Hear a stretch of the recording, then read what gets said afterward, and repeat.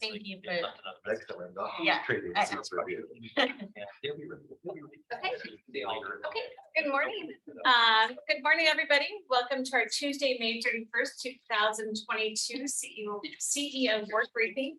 It is 9:02, and we are going to go ahead and get started. We are going to start with Chief Ellis and Todd Milkey. So welcome. And I should, for the record, all three commissioners are present and our executive management team. Thank you. So I was asked to come here and discuss the proposed ILA amendment with the city of Spokane Valley. If you had a chance to review it here or not, I have a copy of it. I believe I sent a copy to Ron too, if anyone needs to look at it. But a lot of it's just a little cleanup language, but I'll run through some of the highlights here. Well, the sections change as far as if termination of the agreement, that all vehicles are purchased exclusively by the city of Spokane Valley will be transferred to the city of Spokane Valley at the conclusion of the contract. The other one of the other big parts is that at the request of the Spokane County Budget Office, in the past, when vehicles were purchased, they were purchased by the county and depreciated from there on out to recover through the city of Spokane Valley. At the budgeting up Spokane County Budget Office request, that's being changed. So now the city of Spokane Valley will purchase those vehicles up front. So that way there's no depreciation that goes into effect for it. A couple other changes is the request that dedicated budgets remain used for the intended purpose without unless there's consultation and permission from the city of Spokane Valley. So if we have excess funds from salary savings, that kind of stuff, and we need to have that utilized for something else, they're asking that we now consult with them and get that permission first. So that language is in there. There's a few references to precinct commander that's been changed to assistant chief. And then one of the other changes is that in the shared positions, which are funded 50% through Spokane County and 50% through City of Spokane Valley, there's been the addition of 2 positions into the major crime spot. That was something that was approved through the county side. And this is just formalizing that. So in essence, since those are 2 positions, each being 50-50, it's a net FTE for the city of Spokane Valley of 1. So there's that. And then there is just a little bit of cleanup language on some of the acronyms for some of the units that are listed in shared services. And then some of the performance measures have been updated and tweaked a little bit. So that's kind of the highlights of it. I'm happy to answer any questions you might have. Go ahead. I was going to say, what is the time frame on the contract? So this is just an amendment to the existing contract. So there's no time frame on this. They're opening it to sign, but this is just an amendment to the existing one. Now on the overall contract, it does expire at the end of this year. And we're in the process of working with the city of Spokane Valley to renew it with their council for another 5-year agreement. So on the positions that are shared 50-50, is the workload reflective of a 50-50 relationship? Or like if we have detectives, are they doing more on crimes committed inside Spokane Valley as opposed to crimes that are committed? It's honestly pretty darn close. Okay. As far as the workload falls, and it fluctuates a little bit. Sometimes a little bit higher on the valley side, sometimes a little bit higher on the county side, but it falls pretty darn close to 50%. Okay. Yeah, those 2 positions are major crimes. So those are guys that work in homicides and robberies and that kind of stuff. But both sides, it is pretty even. Good. Did you have a question? I've got a handful. Oh, you got it. Okay. I don't want to jump in if you all have some. Go ahead. Okay. So you said, Dave, the contract currently expires into this year. Right. And so this would extend it, and it extends it. It doesn't. It's just So it just amends it, but the current terms stay in place. And the purpose for the amendment is primarily for the things that you had highlighted. Correct. Okay, and so vehicle purchases are going to be front funded by the valley. Correct. As opposed to purchased by the county and then depreciated and charged back in the lead cap, is that what I understand it is? Okay. And then how is the, well, maybe the answer is it's not, because the SAR, my question was gonna be, is the utilization of the SAR, the small arms range, contemplated in here?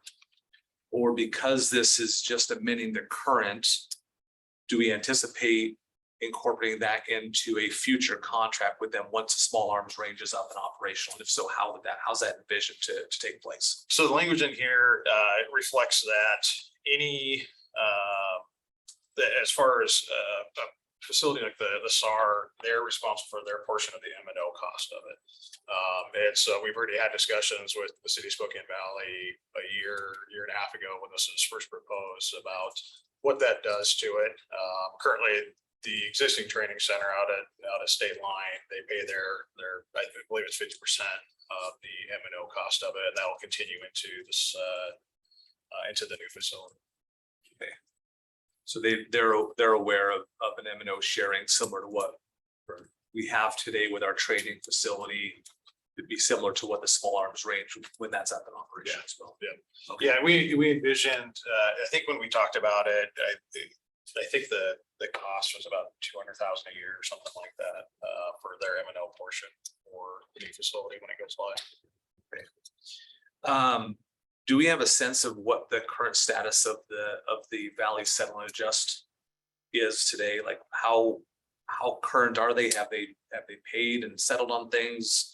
I thought back during the budget process that it was still out a couple of years. Do we have a sense of where that's at? I defer that to Gary. Gary, Tessa. Tessa? We are still several years unsettled. City of Spokane Valley is still asking questions about the Shrek transition. So when we quit doing sheriff's dispatch in-house here at the county and transitioned it to the Shrek organization, they're still asking questions. So I believe we still have 2018, 19, 20, and we will have 21 unsettled shortly once we finish financial statements. That just seems to be extending out longer than we need to be. And I don't know if these, Tessa, do you have a sense of whether there's monies owed to the county from these? If there's monies owed back, if it's kind of a netting, if it's inconsequential? I think it's gonna end up being pretty close to a netting, closer towards zero. But it depends on how we do finalize those agreements with them. Hopefully we can come to a resolution soon. We are all actively working on it. Just it takes a lot of administrative time and effort to do those sort of things. So the quicker we can get these things settled and past us so that we're working forward would be very helpful, so that we don't have team members that are continuing to take time working on these things. An example of some of the questions that are being asked in that process is, how do you justify the gas being expended, and are they filling up their tanks appropriately when they're on patrol for the city versus the county? And they're asking questions like that in that kind of detail. And that's what's really exasperating, because those are decisions that are made by the sheriff's office that we have no control over. And they're making issues out of it to delay the reconciliation of the contracts. So I guess those would be things that I would just say that we want to get settled before we, since we're going to be basically 6 months to a new contract, that I want to make sure that we've got those kind of things settled, so that way we know what needs to be in the new contract to not have those issues hanging out there. Does that make sense? Sure. Yeah. Their financial staff is very diligent. They want a lot of detail, and we work with our budget staff, closely to be responsive to their questions and to help them out. In regards to the new contract, it's something that right now the Valley Council is hearing its first updates on, and that kind of stuff. And I would imagine there'd probably be a tentative framework for a contract probably in the next 3-4 months. We'd be back before you to present it to you guys at that point. Because I would think to settle in just, we want to make sure that that's in the contract, that it's got to happen on a timely basis. Kind of thing. And if these are, kind of recurring questions that they have, then how can we address those so they're not recurring questions as part of that contract? Sure. So if they're worried about how the gas is getting purchased, like then let's just figure that out so we don't. Yeah, I know one thing that was done this, just in the last 6 months is that we went through and changed our process so that way each fuel bill is dedicated to a vehicle to help, hopefully answer their questions a little bit easier so they know exactly that this gas went into a valley vehicle versus into a county vehicle and that kind of stuff. And so that was something we did at the beginning of the year to try and address that for them. Okay. Because I know just doing my ride along, definitely, there's still shared responsibility, like sheriff's deputies are responding to valley calls and valley police are responding to sheriff's calls and stuff too. So Yeah. it's just, I part think of what happens. So. Yeah, I think they're supportive of that. I think they understand that. I think, where it gets a little tricky, some of the shared, like the major crimes detectives, those are shared ones. So I think they're looking for just further clarity on it. And I think by recoding some of the gas stuff, I think that'll help that. In the last year, I think we've come a long way in separating the fuel consumption by unit. So as Dave mentioned, before, if you go back 2 years ago, it was kind of combined. And so it's all separated. We know how much fuel the SWAT unit uses or on down the road between the units. Spokane Valley separated. The one thing that will never be perfect though is, we constantly have people that either call in sick or they're not available because of training. And so, we put that advertisement out that says, hey, we're in need of somebody for second shift Valley or whatever. And so anybody can respond to it. And so you do have times where you have somebody who's an unincorporated deputy on their day off decides to take an extra shift in Spokane Valley. So they're using their unincorporated car to work that shift, or they can swap out. But you do see from time to time, you'll see cars of different markings at different parts of the county. And so like I say, usually it's temporary, but it's not like you empty your tank and then go refill it because you're not going to work a shift in the valley or vice versa. So, and we've had that discussion with between our budget office and the valley budget office as well. So we're just trying to get close. And to be clear, they're not concerned about that level of detail. Okay. Commissioner French. So on the agreement that they purchased their vehicles, does that start when we sign the amendment? And I know the sheriff has, I think, 19 new vehicles scheduled for this year. How many of those, and the right answer is 18, are going to be Spokane Valley's? 20. Actually, those cars that you're talking about are dedicated just to the sheriff's office. So Okay. City of Spokane Valley actually purchased 30 themselves, Okay, separate from that. So separate contract. yeah. Okay, Yeah. thank you. I'm not Make it sure, 21. sorry, I'm not sure I've seen this. Which deputy are you guys working with on this? Which deputy prosecutor? McLean. That's me. Yeah, I don't think I've seen this. I'll send you the email. Are you saying that you're fine? with it? Okay, good, because I don't think I've seen. Because I pulled it up about 10 minutes ago. Okay, so I'll good. send it to I you. just, I don't have it here in my computer. Won't turn it. It's strange you approved it Friday. My computer's plugged in over in another room and can't get it to turn on. All right, the mystery of who's getting into your computer. There you go. There you go. To be fair to you, it was about 2 months ago that you said you were fine. I can remember it. All right, thank you. Okay, any other questions? Okay. Very good. Thank you very much for updating us on that and yeah, no, it'll just be interesting, like I said, to see on the, as you guys work through the contract. With the next one, so Absolutely. thank you. So next we are going to have Gary Rich, I'm sure Tessa can come up and give us, we're gonna talk about do a budget workshop. So we having you guys stay for a little bit of that? Yeah, I understand you have one topic somewhere in there that might impact us Yes, amongst the list. amongst the list, exactly.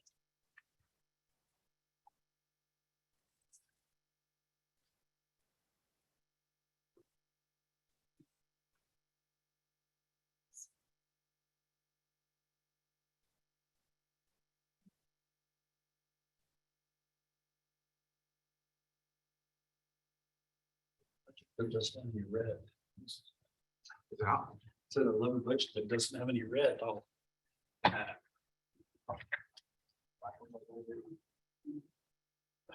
So I don't know who's kicking off.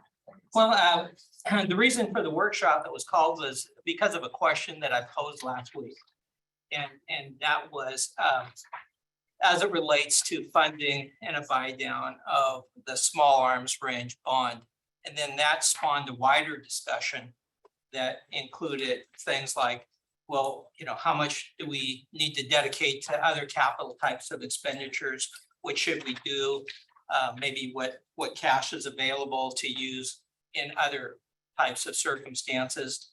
And then also to answer questions about, how do you want to fund your priorities in the 23? So that basically is, I think, a good reason to have this workshop. And we can start with the issue of the small arms range and then circle to any of those points that we need to. Also keeping in mind that we did want to send out a letter from the board under Scott's signature to start setting the parameters for the departments as it relates to the 23 budget. And so we can discuss those issues, those inclusive factors that you guys want to include in that letter. So let's start with the paper that Tessa just handed out. And this is just a real quick recap of what was asked in the last week in the meeting about what would the implications be if we were to say pay down our portion of the $25 million debt down to 15, and what the potential savings would be. And in the first box, you can just see that we're now having to look at an interest rate variation of our initial assumption being 3%, and now it's probably closer to the 4% range. I had talked with several people about this. I talked with our bond counsel and also with the treasurer's office about an appropriate rate for bonding, and they thought it was going to be close to that 4% range. So therefore, in the calculations, you'll see that the payment amount on the right-hand side in the first box went up by approximately $160,000 a year. In the next box, it shows what the potential buy down would then save us with a 4% interest rate. And that looks to be about $700,000 a year on the annual payments. And then the last box is, as it relates to REIT, what does that do and its impact on REIT? Tessa also has some additional information on our computer there. If there's any other questions you'd like relating to REIT, but this was just a quick summary that we prepared to show you some of the questions that came through from last week.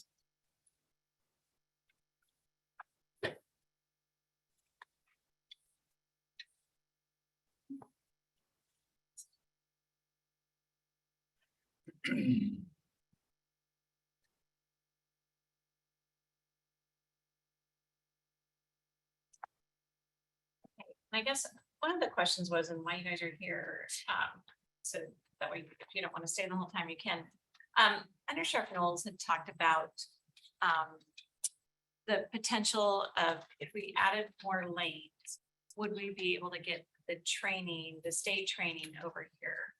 And what potentially that cost would be versus paying it down on the debt? Could we pay cash for that? I don't know. So that was just one of the questions I had before I commit to buying down the debt and all of that. So I think certainly there's an appetite from the Washington State Criminal Justice Training Commission to explore that option. Currently, in the past, they've run 2 academies each year in the Eastern, here at Spokane and Eastern Washington. And they're funded to run 3 now. And so the existing range and facility is at the Spokane Police Academy is taxed.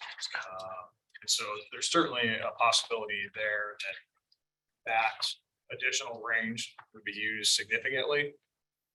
One other possibility or benefit of the second range would be that it would allow detention services to also utilize it.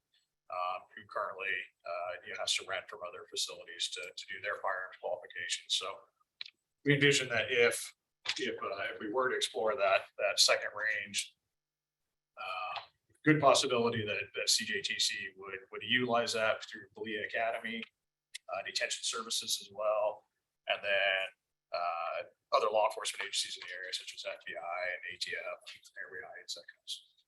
So it'd be the state coming over and providing their training. It's not us providing the training like Ozzy wanted to do. It'd be the state providing the training, but using our facility. Correct. And so we would rent the facility to them. So they utilize Spokane Police Department to run their academy out of Spokane now. And again, as Dave mentioned, there's a facilities challenge with that. The one thing, just to back up maybe a little bit, is originally the project anticipated 35 lanes. And it would have been all one firing range. And when we went back, when costs began to escalate, we went back and tried to see if there was any potential savings. It was scaled back from 35 lanes to 21. And those were the numbers that we ran before you last fall, earlier this year, all that. But there's always been a question of if we were ever going to expand in the future, could it be designed in such a way that it was expandable? And so the footprint was always done in such a way to be able to do that. The other reminder that I would suggest is the Air Force requires 25 meter range. In the discussion between the Air Force and the sheriff, there was a discussion about going to 50 meters. So the 21 lanes is 50 meters. And then beyond the additional 25 meters, it does have all the accoutrements of what the Air Force requires. It's got steel bullet traps, all those kinds of things. So the idea of expanding it was, number one, could you do it? Yes, it's built into the design so that it is expandable. In the diagram, you will see the extra lanes. In this case, we talked about, we reduced it by 14 lanes, but in our discussion about a typical BLEA class under the state statute, it says a BLEA class, Basic Law Enforcement Academy, will be no less than 30 students. They've deviated from that and have dropped below a little bit. And sometimes they go slightly more. But the idea is if you could put half the class up on the firing range at a time and rotate them. So ideally you would want 15 lanes. I've asked our training director, how often do they go above 30 students? He says, well, the most they will ever do is 34 students because at that point, the classrooms that you're doing the other teachings are typically capped out at about 34 students. So we're in the range of 15 to 17 lanes.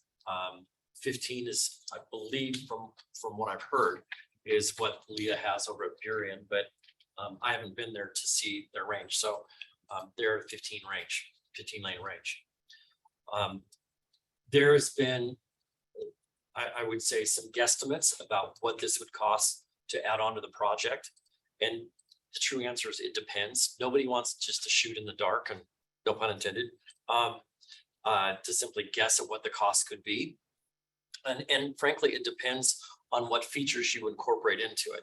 If you want to make it so that it is full-blown Air Force compatible, so that depending on the size of the Air Force group, they could be either on the 21 lane range side or they could be on the 15 lane range side. And there is an advantage to having two separate ranges because under the contract with the Air Force, no one else is allowed to be on the range while they're on the range. Just by default, the fact that we've gone from one range of 35 lanes to two ranges potentially, it does grant us more flexibility to put the Air Force on either range, depending on whether we do steel bullet traps or whether we do rubber bullet traps that are typically more traditional for law enforcement agencies. The graphic that you see here, the footprint of it is 25 meters, and it would allow for either bullet trap. And the idea is a steel bullet trap is a little bit deeper than a rubber bullet trap, but this building footprint will accommodate either one. So then the issue is if we were going to really do our due diligence and try to figure out what we would be in for if we contemplated such an expansion, rather than guessing at it, the idea is, could we have the design architect get us a more specific number that they felt it would be, and then of course the confirmation would be to take it to your contractor under a change order and get a specific price. The design, the explicit design to figure out exactly how much cost this would be, and I'm assuming there would probably be like an option A, which would be the rubber bullet trap, or option B, which would be steel. So we could look at either one. The design work would be $180,000 by the same design architect that's building the current facility. And so I passed out the email that I got over the weekend, or since last Thursday on that. And then with just kind of a basic graphic of where it would be incorporated into the facility. I've not had a chance to talk to Tony Hall about this. You know, if the range is somewhere between, range of price is somewhere between 3 to 5 million, depending on features and confirmation of what current market prices are, then the issue is, can that be handled with a change order, or does that require a separate bidding process? But I would say that everybody emphasizes the fact that staging is a real thing in construction, and that if you've got the entire site staged for the current project, that it's less costly to do it as a separate project later than to do it now. I hope that makes sense. It's less costly to do it now while everybody is staged, as opposed to doing it as a separate project later. So I would say that there are two things in doing our due diligence that would try to nail this down to give you more specific information. One is if there's an appetite to move forward with Clark Nexon to do a more explicit design and really kind of figure out where they think the price is. And then the second thing would be to provide us an opportunity to schedule a meeting with CJTC and Spokane Police Department, talk explicitly about bringing a third academy to this facility. I know 2 legislative sessions ago, the sheriff and I lobbied for the state to fund more BLEA classes. And that was just right at the front end of COVID. And of course, COVID restrictions and being able to participate in classes in person changed dramatically. So they weren't able to hit the target that the legislature funded them for. So they do have the funding in place to have at least 3 academies in Eastern Washington. And we do have other communities now that are taking a look and going, maybe us. So I understand Tri-Cities has now expressed an interest in perhaps approaching CJTC to hold an academy there. I don't know that they've ever held a BLEA there. I think maybe they've done some specialty training, but not a BLEA. So What's the BLEA versus? BLEA is basic law enforcement academy, so that's the initial academy, about 5 months. right. So is that the one that's gone from 4 weeks to 10 weeks? That's our post academy, which is the training that's done after they complete the academy. It's specific to the sheriff's office. It fills in the gaps that either it's not covered by CJTC or is specific to this agency. Okay, because I know detention services also has gone from 4 to 10 weeks as well. And there's simply some gaps. The CJTC with some of the new mandates that they're having to cover are no longer covering. Defensive tactics is one of them that is kind of taking the shortfall. And that burden has been pushed on the local agencies. And that's all just in the last legislative session, wasn't it? Or two sessions. Yeah. Last couple years. So before you were lobbying to get it here before that, Right. before we knew it was going to 10 weeks. Yeah. CJTC has changed, I think, the curriculum over the last couple of years. And agencies are saying that some of the stuff that they believe is absolutely essential, CJTC's otherwise. Yeah, which it sounds like it's making it harder for us to get officers and detention services staff, because of the going to 10 weeks. It's like that's almost 3 months that they're away from their families because they have to go over to the west side. Correct. They can go to either one. Yeah, I mean, there's 2 academies that run in the city of Spokane or in Eastern Washington, and then there's another 18 that run in Burien. And so, in the interest of expediency, they get signed up for the first one available, and so sometimes they're going to Burien, sometimes they might look out and be like Burien, Spokane. So Okay. yeah, so the one, like when they go to their basic law enforcement academy, that's 19 weeks. What happens is once they've completed their 19 weeks, then they do a post-academy sponsored by the home agency to kind of fill in the blanks. So it's 19 plus whatever the post-academy is, and then they go out in the field training car as well. So that's why we say a new hire is typically about 10 months of training before they can work independently. So I guess I'm just trying to figure out if this is worth us looking at. Does it help us get people, your staffing, all of that? I don't know. That's, I mean, a lot of questions I have. Well, so it's not just getting the lanes, it's getting the lanes, and then it's getting the state to say, yes, you can do the training, but the state's already said no to us, correct? So You tried to get an academy here a couple of years ago, and the state shot it, it was, and whatever governing board it is that makes that decision, CJTC, and it was a unanimous no, correct? right? And so that was if And we. so we think we can roll them and get them to change their mind now? No, so, No. so the issue is we were proposing, number one, a slightly different approach to teaching the curriculum. Mhm. And that we would teach it. That's what was rejected by CJTC. In this case, what's happening though is the academies that are taught in Eastern Washington, CJT is the sponsor, and then they have Spokane Police Department carry it out on the ground. They're the ones that actually host the BLIA training initially twice a year. Again, additional funding from the legislature, so that now CJTC will fund at least 3 academies in Eastern Washington. So what this would mean is Spokane Police Department has been the designated host agency for quite some time. They have run out of facilities at their site out by Phelps Field, because they not only have to do the basic law enforcement academy, the BLIA, but they also have to do all their in-service training as well that requires use of those facilities. And what they're saying in the conversation they've had with CJTC is Spokane Police Department doesn't have the facilities necessary to host a 3rd academy in Eastern Washington because they're full with their in-service training as well. Mhm. So what they're saying is if we can find another facility that SPD can step into to host the classes, teach their curriculum, CJTC's curriculum, then that would be great. And so that's I think the discussion that's been going on is they're saying SPD no longer, their facilities are tapped out. And so they're looking for facilities that would accommodate a 3rd academy. And I think to make it as seamless as possible, they would go ahead and have SPD step in and be the host. Now, keep in mind, SPD, when they host an academy, they still utilize some of our folks as instructors for some of their courses.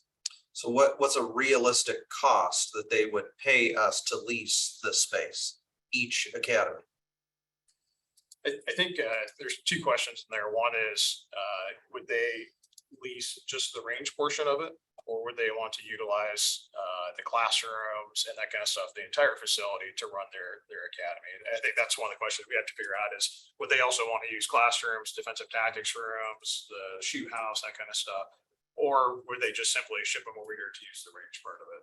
Okay, And I think that's something we'd have to have a discussion to see what is their spacing needs and what is their desire. okay. Yeah. I mean, because part of my decision process is gonna be, I mean, if it is a $3 million expense and it's something where they're willing to pay us $10,000 a year to use this, that's a pretty long time to pay off that $3 million on getting 10 grand a year. I mean, that's probably not gonna be worth it.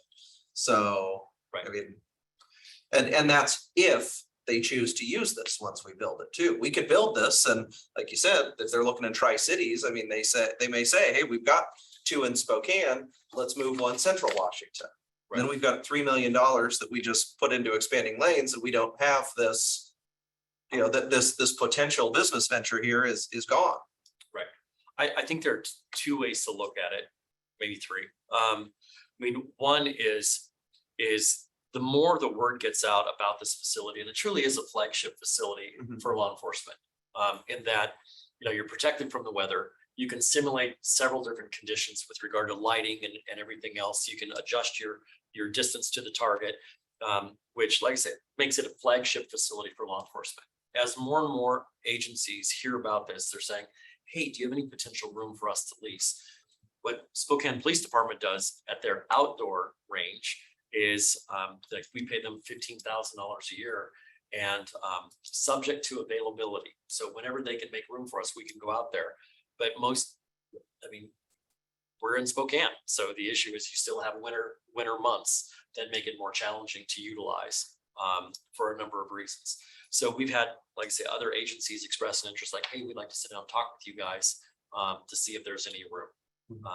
And again, I think the one that Dave mentioned was, I mean, even detention services is looking for a range. And I think they're currently paying $15,000 a year to SPD as well to use their facility, their outdoor facility. So number one, you have other agencies that may want to sign a lease similar to what they're doing with SPD's outdoor range right now to be able to use this.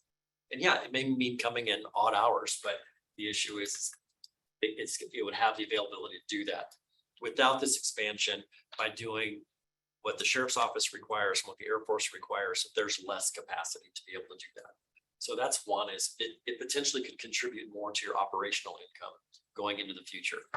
Number two, the idea of having CJTC offer a third academy in Eastern Washington, or even more than three, means I would say improved training opportunities for folks that we're trying to hire, because if they're not spending 19 weeks on the other side of the state, they're here being able to get that training.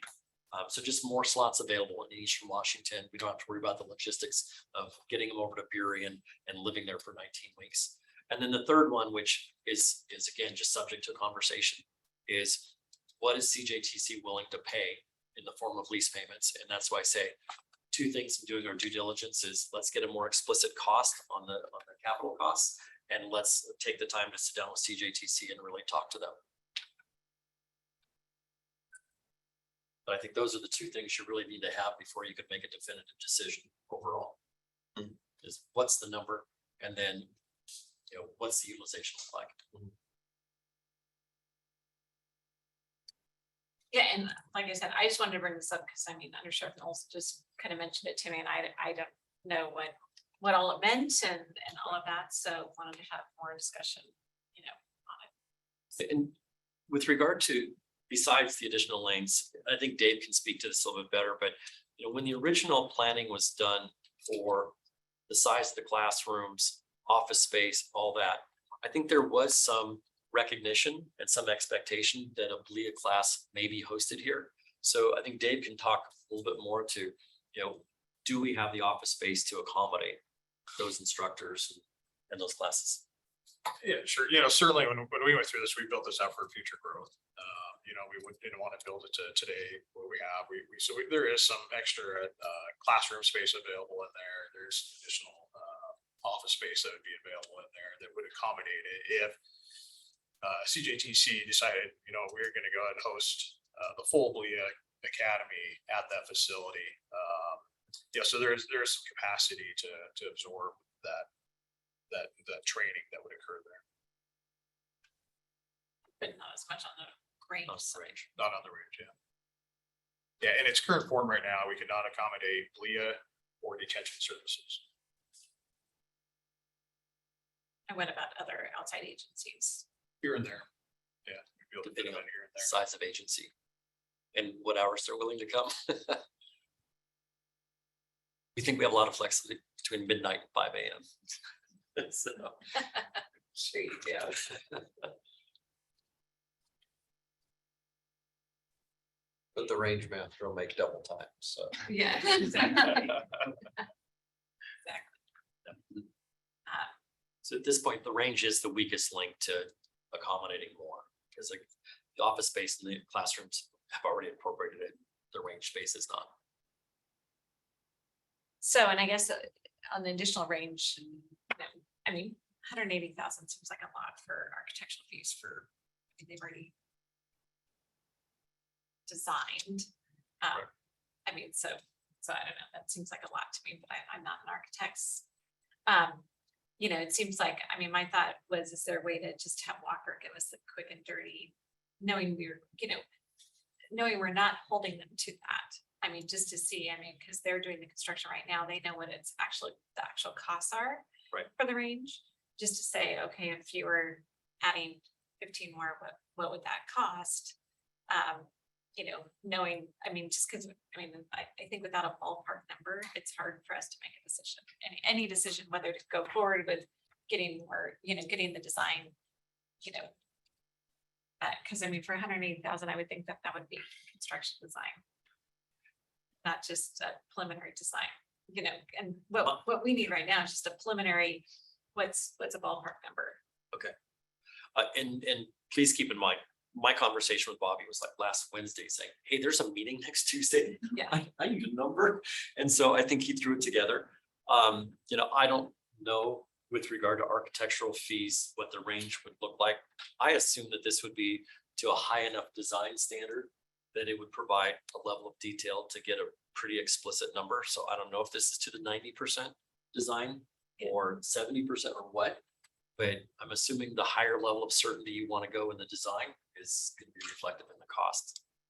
I would think Walker would have a pretty good idea on the range side, I mean, from their takeoff on the range side, what they had in. And it should be in the bid documents, what they had in for the range. I'm assuming that was different than what I don't know what the bid documents were. Right. But, I mean, I think even just looking at that would give us a pretty quick and dirty idea without spending $180,000, just to see. Well, this is 60% of the cost that'll pay for full designs for a stadium. This is just 15 lanes we're talking. I mean, wow. Oh, Missed the stadium. Vista Stadium. The- Oh. No, full design on that was like 300,000. Oh, okay. 180 just for 15 lanes of a shooting. I mean, It's a steep fee. I mean, for 180,000, that should be, complete design plus trips to Maui for all of us.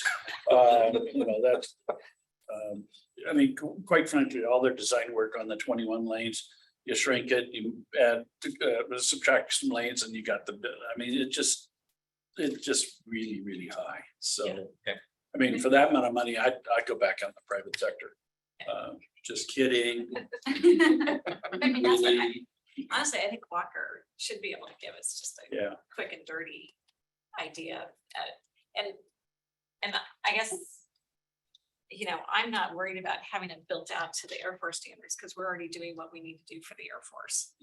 Right. If this gives us, kind of this design gives us smaller range. I mean, I think that's all I would be interested in is doing the kind of what we need for our standards, not for the Air Force standards, because we've already built to their standards for them. Right. And contracted with that, but I would want this to be built to our standards. And I certainly understand that because law enforcement standards are cheaper. The flexibility that it would give you if you go to the Air Force standards is let's say you have let's say you get BLEA and you have a bigger class, rather than building additional lanes for those one-off circumstances where you got more than 30 students. If both ranges are built to Air Force standards, the Air Force shows up, with 14 people, they don't need 21 lanes. You would then have the flexibility to assign them to the smaller range and your bigger BLEA class could go to 21 lane range. Otherwise, all it does is give you flexibility with regard to scheduling. Right. I don't know that that's worth the cost. Right. On it. Got it. Suggestion kind of based on what Commissioner French said. If I recall right, our bid documents had an option to expand it for additional 25 meters. So we know what that cost is to go from 25 to 50. So presumably the contractor has what a 25 meter range, even if it's 21 lanes, that cost is. I think what I would caution you with is the most expensive parts of the range are at the beginning and at the end. So when we separated out the 25 meters, it was to separate out the middle 25 meters. Because the sheriff said, wait a minute, I just agreed to extend the range. You had to have the beginning and the end already. Right. So I think that cost that's separated out as the 25 meters is the middle. I think it lacks the expensive components, the air handling system at the head of the range, and then the bullet traps at the tail end of the range. But both of those would be needed on a 25 meter range. So I'm saying if you can find out what that, if Walker can tell us what that full cost is, and then we deduct the middle 25 meters, we've got a rough order of magnitude on what a 25 meter range would be for. This is 21 lanes, but it gives us an idea. I mean, Tess and I did a lot of those calculations. So we could probably back into an approximate on a per lane cost. Yep. I think for this purpose, I think that's kind of what we're looking for, just a rough order of magnitude. What do we think the cost might be? Because there's still conversation needing to take place with CJTC, Spokane, City of Spokane. But it gives an idea for the commissioners of if some of these things start to come together, here's what we think the capital component might be to be able to add an additional range out there. I'd say within 24 hours, I could probably get you kind of a back end estimate based on the 21 lanes, minus the 25 meters in the middle, and then break it down on a per lane cost. And like I say, it's just kind of a back napkin. Right, estimate. which I think is all, we want. I mean, like I said, again, before we make a decision that we're gonna pay down $10 million on the, on the debt, I want to know is if we do an incremental amount, if 3 to 5 is what it costs to do that, and that's gonna be beneficial and it sounds like it's gonna be beneficial for scheduling, potentially to have a training, the state provide the training, not us provide the training. State use the facility, which then we're renting to them. And I'm seeing Gil back there. I think Gil would be able to help you with those bid documents to kind of come up with that number. Okay. So, I mean, it just gives us a better idea as to what we're really looking at that way. And I don't want to lose, What what the Josh was potential getting. revenue Yeah, is. what's the revenue too? Because that's going to help make the decision too. And I don't think it's the state decision anyhow. This is information for the commissioners to consider. So I don't think there's like an urgency that has to be, that estimate has to be in the next 24 hours. Just more information for us as we're making some of these evaluation points. I didn't know what your timeline was for bond issuance and therefore bond amounts. So I figured the sooner I can get you information, you guys can work it into your time schedule. Helpful. Yes. And we're off next week with the GSI fly-in, so we won't be back to discuss it for another after that. Okay. So that gives you a little bit of time. So I have a week. In 2 Or weeks. 12. Okay. But just knowing, if we're already paying detention services, whatever they're paying. Yeah, I mean, just figuring out what those costs that we would get back. Because we would not be charging detention services to do that. Just what those things are. Would be, Right. interesting for me to see and what they would want to be. I mean, unless you handle it as an interfund transfer just to cover the operating costs, because there are real costs to keeping the bullet traps clean, figuring out the lead dust, all that kind of stuff. So all the stuff the chief building maintenance specialist is supposed to be handling. So, Yeah, but I mean, that'd be worth knowing what those costs are, because then is it worth having, if they're spending $15,000 a year and it's gonna cost us $20,000 a year? Right. I guess I was being told by the sheriff's office that this was gonna be more efficient and for us and cost effective for us to do so I would think it would be more cost effective for detention services as well. Yep.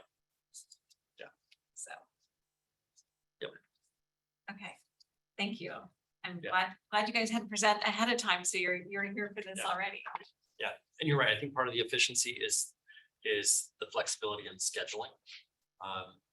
So, because otherwise what you've got to figure out is if you've got no flexibility in scheduling of when you use the SPD range, then you're pretty much almost guaranteed you're going to pay time and a half.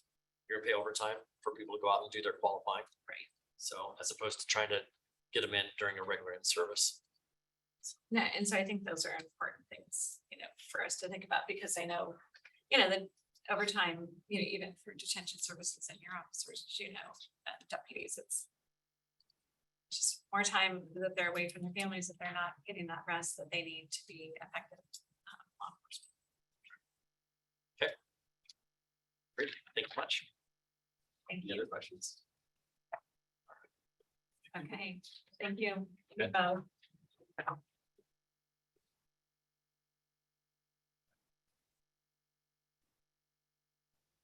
Thanks, Gary.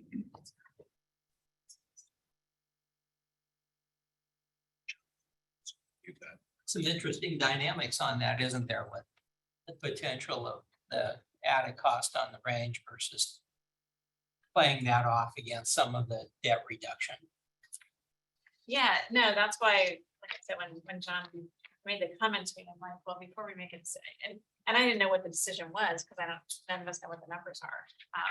It's just, at least we need to have the conversation, so we're making an informed decision as to why we are not doing it. Well, you know, the other thing is, you know, how does this offset with some of the other applications we've got, you know, especially if. Right. You know, well, I'll mention parks, but I mean, you know, get in compliance with the UGA and growth management so that we can start expanding housing. You know, how does this weigh off on that? Right. I don't know. And do we know where we're at with that? Is Scott working on that? Scott is working on that and stuff, and we're attacking it from two perspectives. One, you know, what is the deficiency under the current countywide planning policies? And then two, amending the countywide planning policies that lower that threshold. And so we're attacking it from those standpoints to try and find out where's a path forward for us that we can actually afford.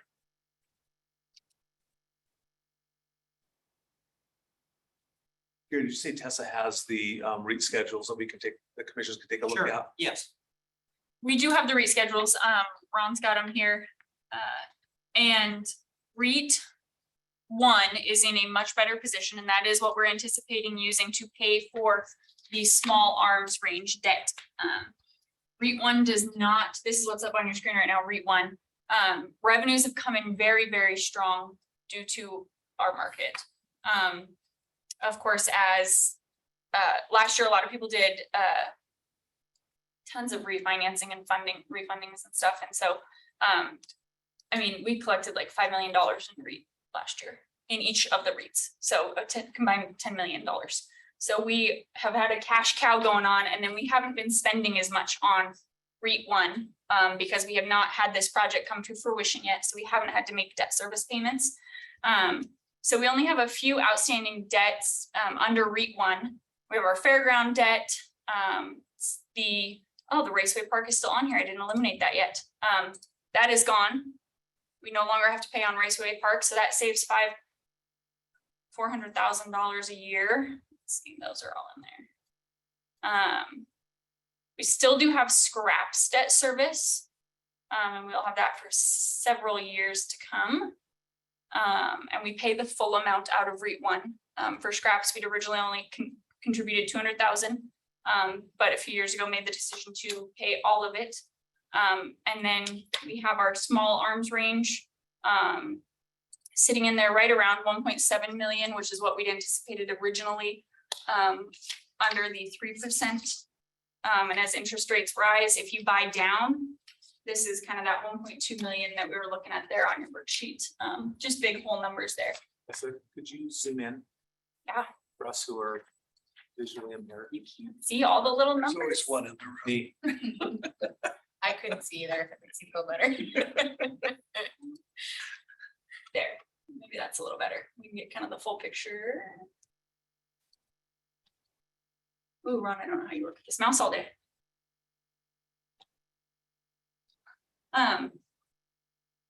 So as you can see, REIT 1 is going to have growing balances and continuing to grow very large, very quickly. So those numbers down the bottom, those are cumulative numbers. Those aren't individual years. Correct. This line Okay. here is an individual year expenditure, Yeah. and then this bottom is your cumulative total. But then we also didn't expect the revenues, I don't think, to be quite coming in, because with the rising interest rates, we're not gonna have the refinancing going on. Right, so we've kept our estimate conservative around 3 million as opposed to the 5 million we saw last year. With some moderate growth going So forward. this is with the 1.2 with a presumed buy down. Correct, So if it wasn't a buy down, that would be 1.9. Yep. What does that look like if you just plug in the 1.9, presuming it's carrying out there?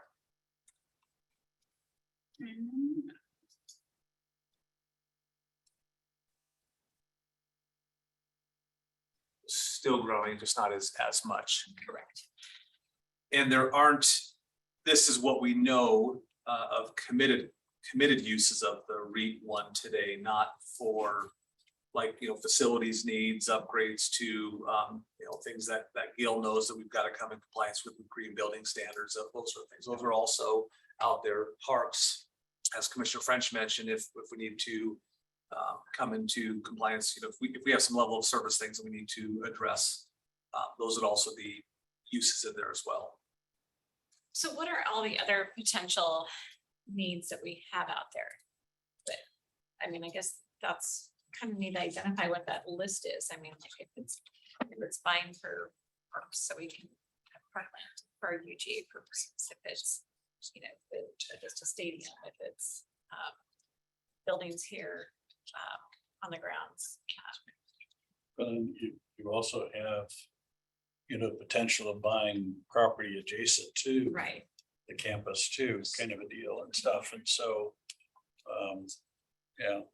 I think I think part of what the workshop ideas that Gary's going to be sharing with is setting aside certain content that we want to dive deeper into with the commissioners, and capital certainly is one of those. Capital planning, the next 6 years, what does it look like? What are some of our needs that would then inform on, is there uses of REIT, is there uses of other sources as well? So we need to build all that stuff together and give you kind of a visual. what is our capital needs, and then what are some of the eligible uses of REIT for that, which ones are not eligible for it, that we have to plan for with the general fund or other uses. So that'll be forthcoming, that we need to build on for you. Yeah. Oh, go ahead. And this is just REIT 1. I'm assuming REIT 2 looks similar to this. REIT 2, the revenue picture is identical. So that's one thing, our REITs come in exactly the same. So the annual income is projected to be the same. However, REIT 2, our expenses are drastically different. Let me see. This should have been updated for, I didn't quite get it updated as well as I thought I did. So our revenues are not matching right now, but that's just semantics. But our project expenditures and what we've drawn down should be accurately reflected here. We had to use a lot of REIT 2 last year for parks projects when the parks loan was not funded. So we had to cash fund a lot of projects to get them started, and we will have to finish cash funding all of those projects this year. Because next year, your expenses, a huge drop off. Right, so we have a drop off, and that was intentionally planned as we were hoping to get the loan and start doing kind of some debt financing on multiple parks projects. So Doug could have a few series of things going on at once. But If you plug a pay-as-you-go model into there with the parks project, you assume that 3.2, 3.5 is cash funded on an annual basis. That rebalance down quickly. it would use all of your annual income every year. So since we haven't been able to do that, I mean, what realistically are we at? I mean, because there isn't a golf debt services there. Yes, there is. There is. Yep. Okay. But so I mean, I guess this isn't showing me what we need to pay for what we've already committed to. If you put in 3.2 into row 25 there and run that out at 3.2 a year, if that's what the commissioners will want to support for ongoing parks, pay as you go.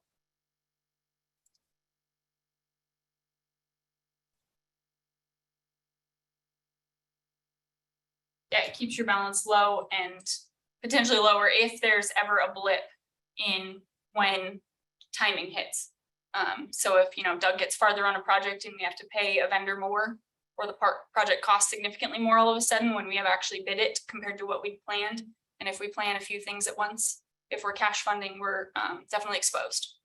But I mean, if you're gonna have a dip in one, you'd rather see it in REIT 2 than REIT 1, because REIT 1 is much more flexible. Correct. So I mean, if you've got an issue, REIT 2 is where you want it to be, as opposed to REIT 1. Yep. So We still have, we have a ton over in REIT 1. Yeah. So, right, but we still have plenty of, I would think balance here, that if we're doing the 3.2, we're still showing that we've got over 3 million until 2026. So for laughs and giggles, assume that we were going to spend $20 million for parks, then make improvements to parks all over the county, kind of a deal.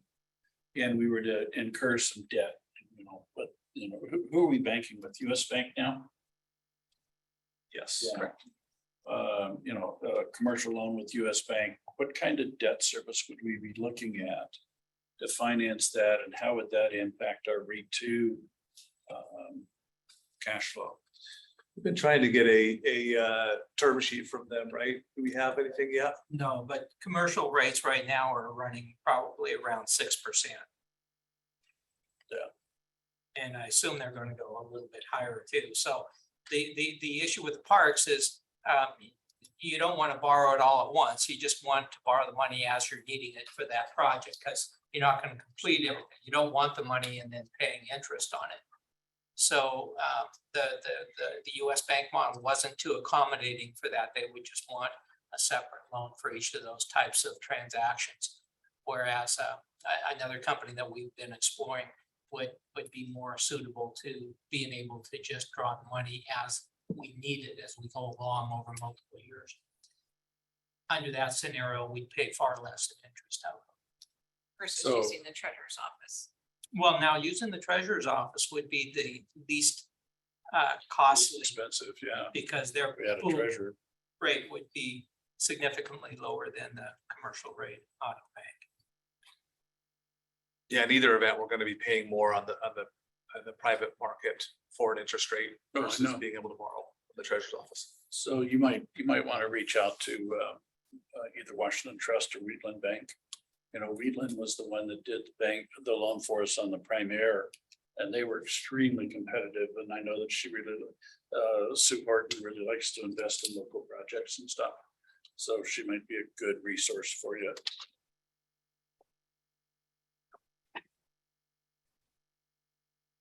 And Gary had been meeting with another company that does lending similar to what we're looking for here. They do a lot of public lending, understanding kind of our needs. And the facility that they had proposed is kind of a portfolio look at our needs, and then staging some commitments over multiple years and not having obligation, not having to take all the dollars. So let's say we needed 3 million in 1 year and 5 million another year and 2 million in the next year.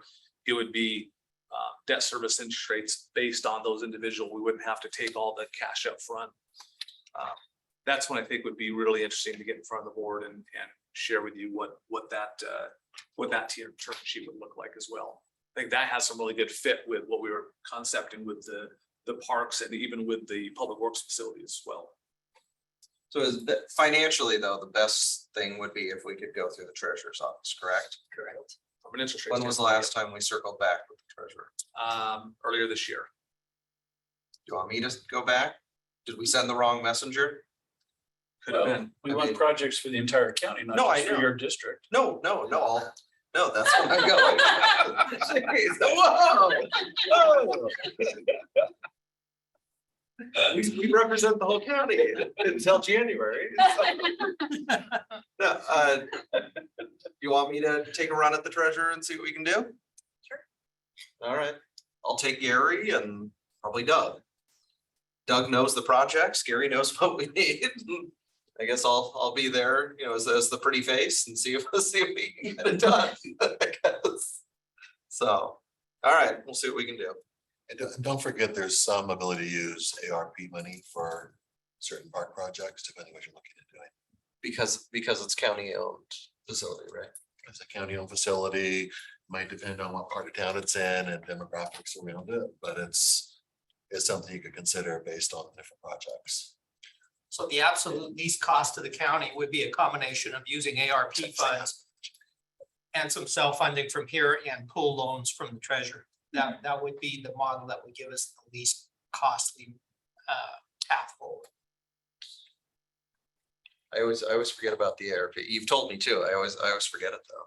Just forget about that. But that's still out there. And this doesn't involve us giving up our legislative authorities that.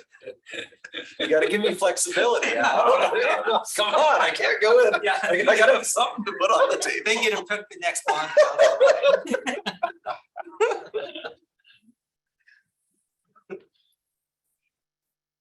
I'm giving you bad time.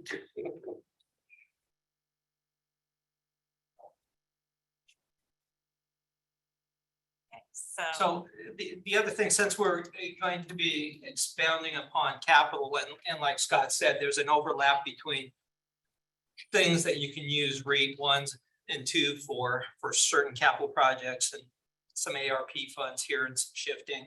And then the big type of capital requests and how we're gonna set aside potentially some reserves for those things, because not only do we have to maintain all of the existing buildings here on the campus, but also the future as it relates to the jail and all of those expenditures, which amount to hundreds of millions of dollars. And we have to take a look at the immediacy of those kind of needs and sequence them out too, to properly plan a plan for capital expenditures over the next 6 years. So that's a good discussion for you guys to have in terms of, you know, when do you see things coming about as it relates to the jail and Geiger, especially because that's at the end of its life right now. And, you know, I don't know if you want to put a lot more money into it, or if you want to go through a transitional phase, and how you want to address it, because we're talking hundreds of millions.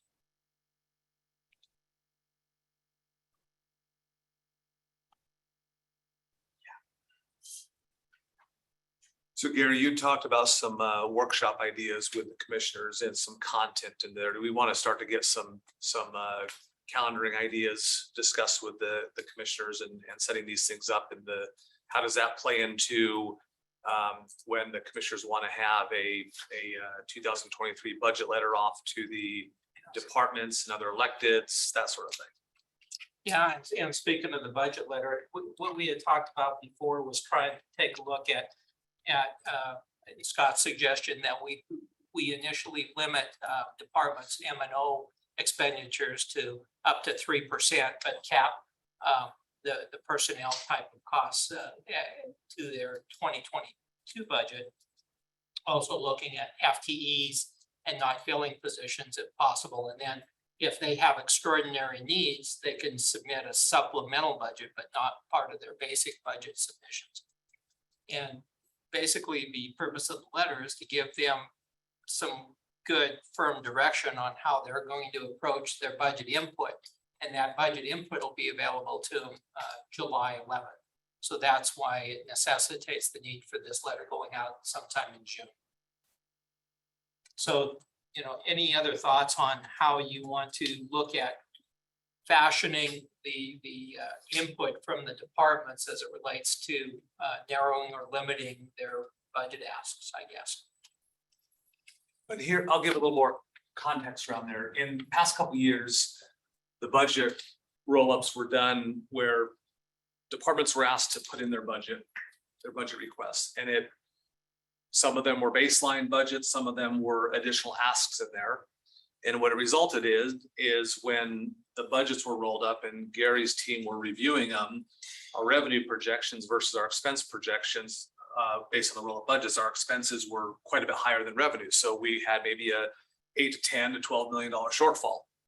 And then you had to go backwards and whittle those things down. So an alternative approach to them is we start out with, Gary's team is working on revenue projections, which will be circled back with all of you and help to understand sales tax, property taxes, all the other things that fund the general fund. And if we give direction to the departments to say, you must keep your next year's budget within X% growth.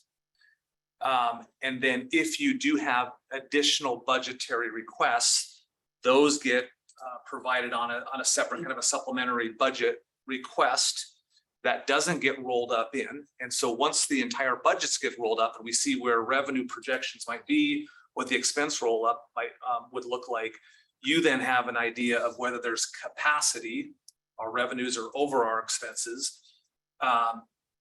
You have an idea what the capacity would look like, and then you have the ability to look at the additional supplemental budget requests and prioritize which ones can get funded and which ones can't get funded. So you're starting from a different venue, if you will, versus trying to whittle it down and determine which ones we cannot afford in there. So that's just a different sort of budget methodology to come with that gives you a much better view on the front end. If we manage our growth to 3% within the expenses, how much capacity might we have so that you have the ability to make some decisions on these supplementary budget requests? Well, you can argue it's part of our effort to reduce inflationary cost and hold the line, because I don't think we're going to experience the kind of revenues next year that we experienced this year, because construction is going to slow down. Residential, but really commercial. 6% interest rates instead of 4. Yep. 3.5 or 4. That's gonna knock a couple projects off the table.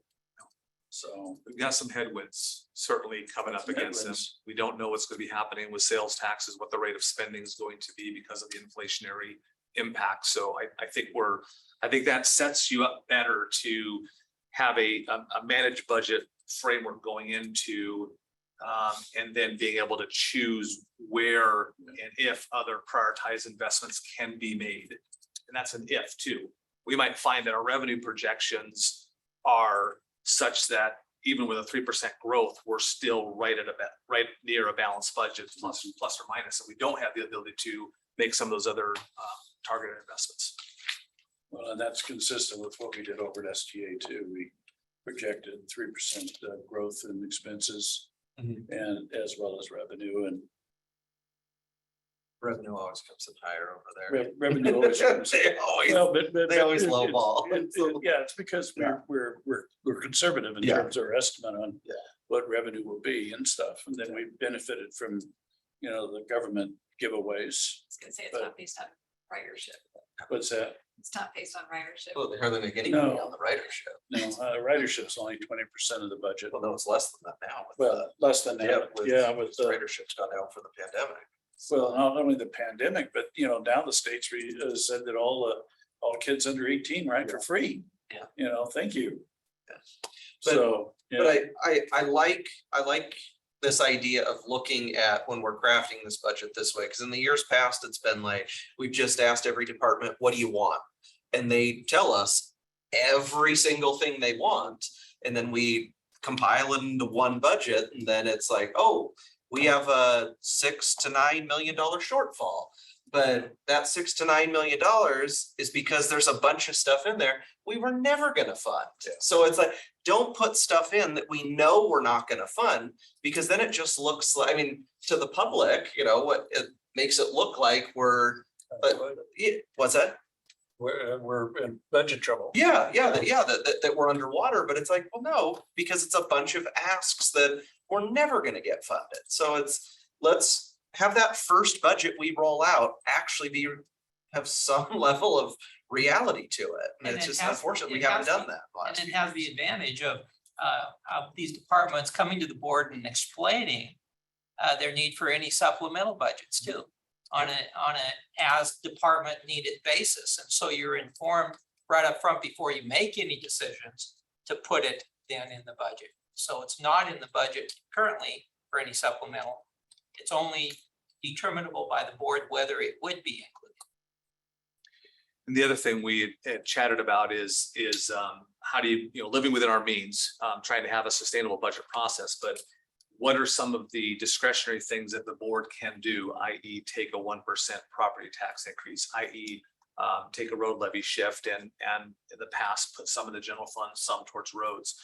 A baseline budget, we could come in and show those aren't in there right now. Those are some additional decisions that you can make. So what does it look like if we weren't to take the 1%, or if we weren't to do a road levy shift where part of it comes to the general fund? You may still do that to go back to the road fund for infrastructure improvements, but at least it gives you the decision points of if you do need to or if you do not need to. But we build it into that. We're not assuming it today when we first provide your preliminary budget in September.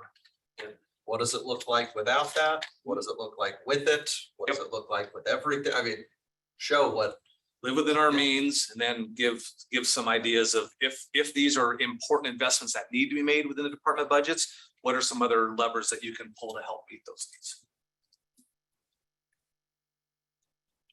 And 3%, there's nothing magic about it. It's just, that seems to be, you know, if you talk to the public, what are they trying to live with on their means? They're dealing with inflation that's higher than that.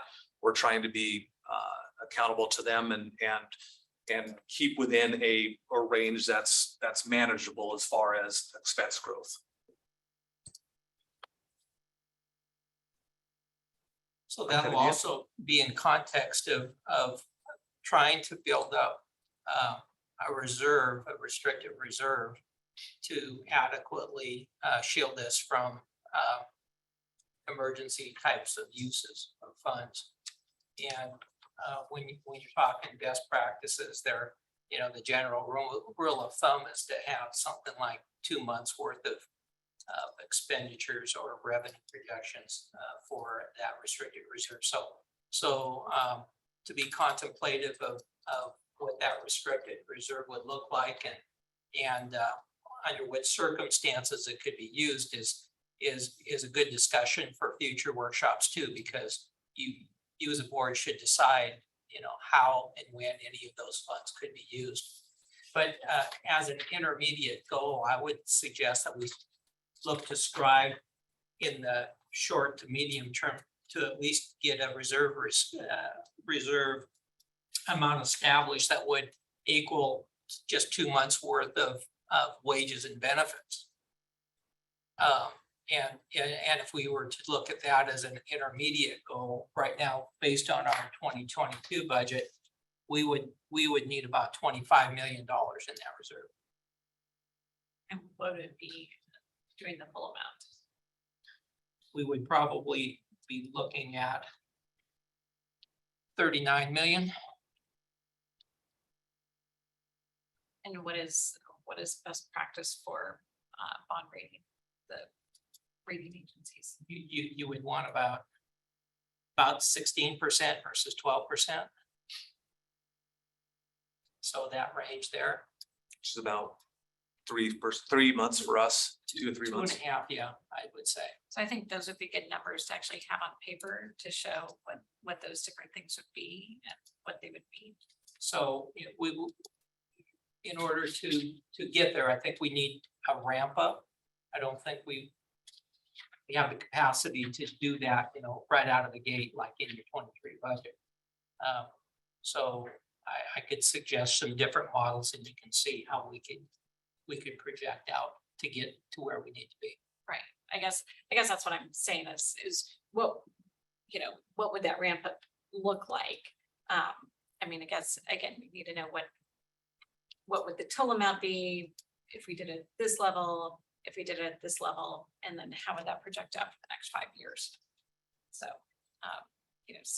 just so that way we're making, again, decisions based on knowing if we chose to do it all day, could we do it? If we didn't, you know, what would that be? But again, that is all predicates on what our capital needs are, you know what we have. And our revenue projections. Yeah, that's a big part of it, It's hard to theorize until we actually see things on paper. especially if we're anticipating a slowdown in future years. I can tell you right now that we're doing still very well on our sales tax for 22 budgeted versus actual. Jason's our guru on looking at anticipating where we might end up at the end of the year, but right now it looks like we'll probably be about 4 million over budget in sales tax. We budgeted 68.5 million. So what sectors are we still excelling in and what kind of volatility are they subjected to in the next 12 months? Very good question. Jason, you have that information at hand, don't you? The sectors that are growing the most. Mhm. Let's see. What's that? I'm hiding. The food and accommodation sector has increased 38% since last year. Mostly all the reopening. biggest dip. Yeah, Yeah. retail trade. It's up 7% year over year, and construction about 11. So those are the top three. The most volatile ones of all of them too. Thank you. All right. And a lot of last year was driven by auto sales too. And now with the slowdown in availability of autos, I was surprised that we're still running ahead because of that slowdown in vehicle sales. I think a lot of that's the strength of the used car market still. It's driving a lot of that. Yeah. Turn. Do you have that draft timeline that we can share with the board that kind of gives them an idea of what the sequencing of the budget steps are that culminates up into at least the September 6th preliminary roll-up? Ron, could you put that on the screen, please?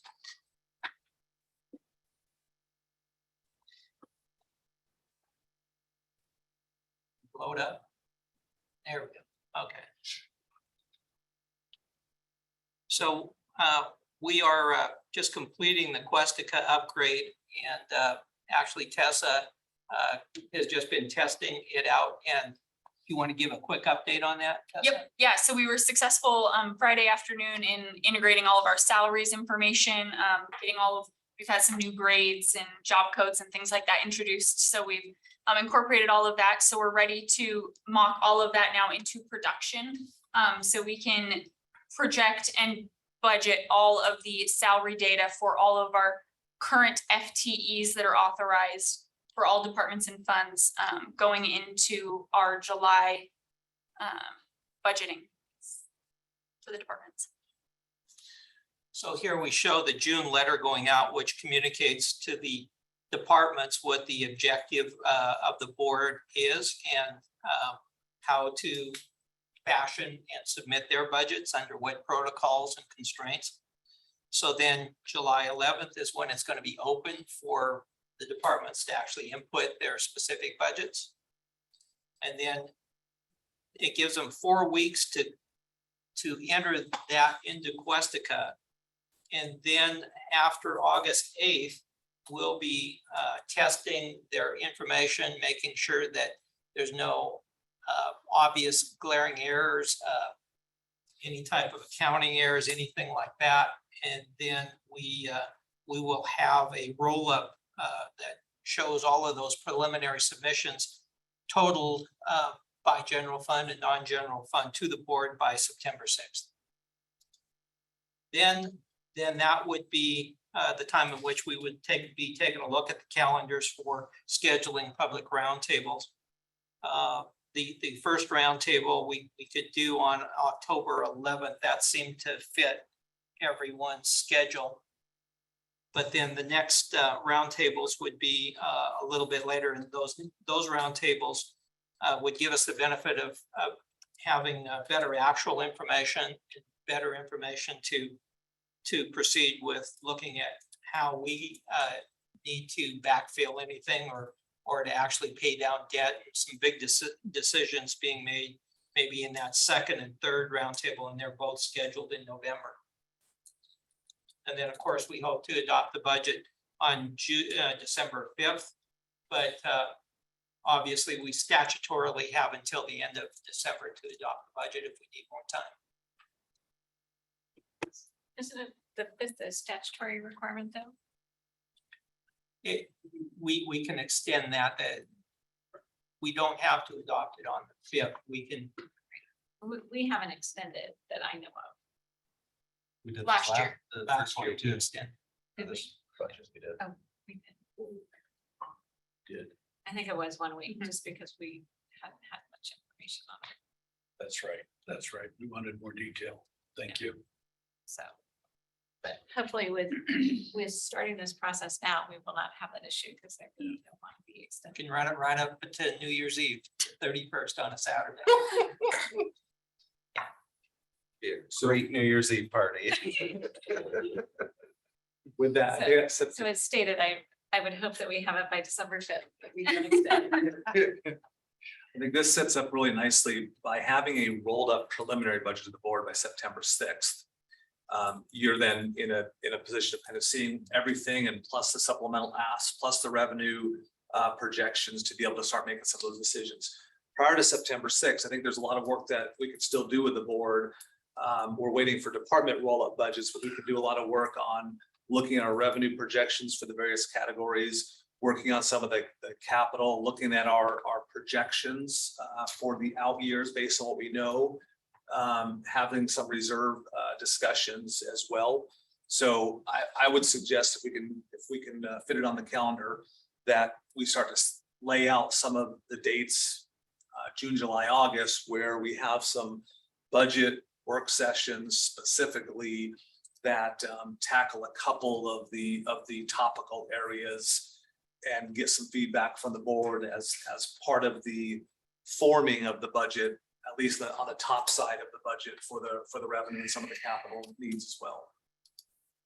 And I would think that the board would want to set some time between September 6th and that second roundtable of November 8th to accommodate meetings with various departments that have supplemental requests so that you could hear them and look at it in context of what was submitted countywide.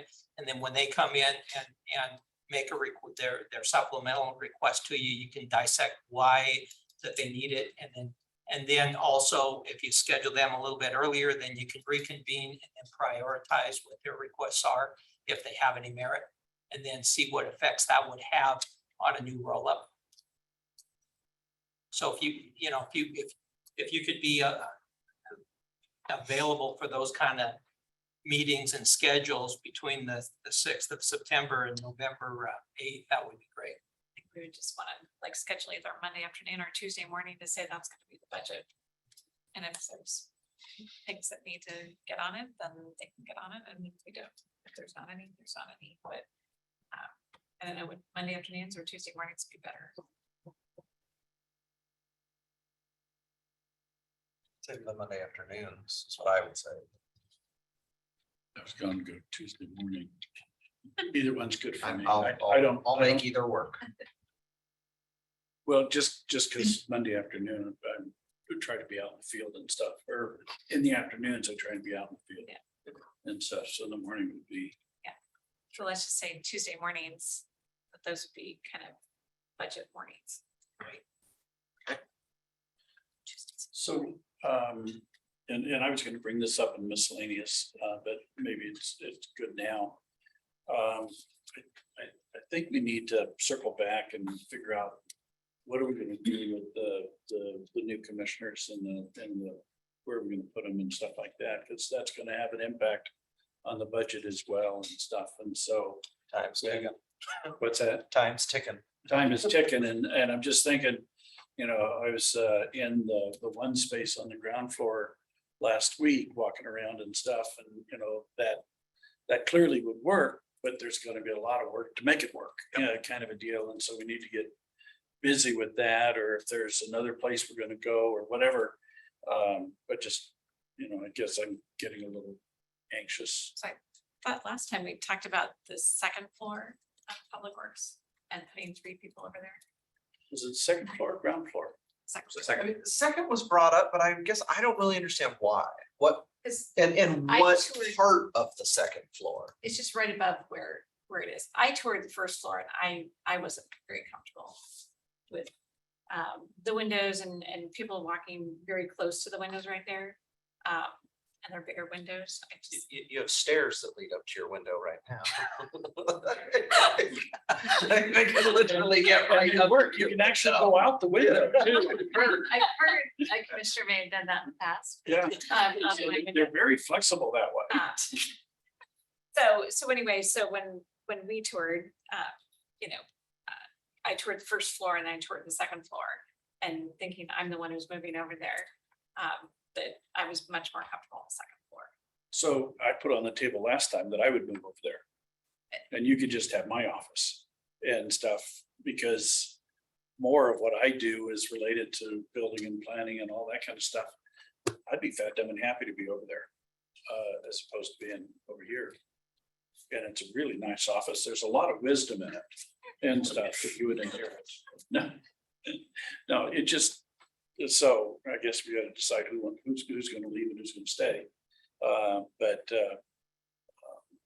So I have not walked through second floor, but I have walked through the first floor. And I mean, I would think to make that work like that. There's gonna need to be some walls knocked down. I mean, to make, I mean, because it's two kind of small offices, but there's just a wall separate. I mean, you punch that out, you've got a nice kind of large, long, but there's several of those that will gonna need to have some work done. I don't know if it's the same story upstairs. Is it the exact same layout It's not. along the outer? What's that? So he's lobbying over I'm here. sorry, I was just teasing, sorry. Oh, you want to go over there too? I was saying the first floor would be, I've said several times, we've got the family law out of there. Yeah. Put the civil law in there. Yes. And I mean, and it's already, I mean, I don't know, it's queued up to where you walk in, there's sort of an entryway that does have a key card access to get actually into where the offices are. I mean, there's that. I don't know what upstairs has. Does upstairs have that same thing or? It is Second. secured. Second floor Okay. is essentially almost a replication of the first floor. Okay, What they had, that was family law up and down. So if you just took the stack of it, it's basically the same. So what I had done, Gail and Bruce and I looked at the second floor last week with the understanding that that's where we were going to place the commissioner's offices. Did some initial kind of thoughts on how it would be sketched out. They're going to be off and running on that because they realize they have short lead times or long lead times. They have to get stuff ordered. So they're going to start doing some quick space plan sketches that contemplates 3 offices plus the support staff and all that stuff over there. Selfishly, on the first floor, I would like to be able to put the commissioner on the second floor. The first floor, what we're looking at over there is how do we better deliver customer experience for citizens coming in, customers coming in who do business in the public works department, whether it's permits, whether it's sewer permits, whether it's paying your utility bills. Right now, we have them go to the first floor, the second floor, or the fourth floor. And I've kind of looked at a customer-centric experience on the first floor where you have a kiosk sort of, the customer comes in, you have a navigator who points them in the direction, oh, you want to pull a building permit, go right behind me. You want to pay your utility bill, go right over here. You want to get a sewer permit, go right over here. And so Chad and I have been concepting this idea and Scott and James around having that customer experience on the first floor to make it easier for our citizens to do business with us versus flagging them upstairs and downstairs. So having the commissioners go on the second floor would allow for something like that to occur down there and even opening it up more so there's not such compartmentalization of areas. It's more of an open, free flowing sort of area up there. So if that's okay with doing it that way, we're already off and running by moving forward with looking at space plan layout for the commissioner's offices on the second floor and getting that underway so that we're in a position of having those up and running by the end of the year. So I think that addresses the immediate need on that, if that's acceptable to the board to look at kind of that first floor customer experience. So if we're going to, and I don't care whether it's first floor or second floor, if we're gonna do that, I would really want to have involvement in what they do with regard to layouts and Yes. stuff, because with all due respect, Gil and Bruce haven't done our job and don't know what's involved in doing our job, and some of the stuff I've seen so far demonstrates the fact they don't know what our job is about. So I would want to have a lot more involvement Absolutely. in that. Absolutely. And I would bring back any of the concept space plan layouts to all of you so you can kind of see what it looks like, get the blessing, have a hand in selecting, paint, carpet.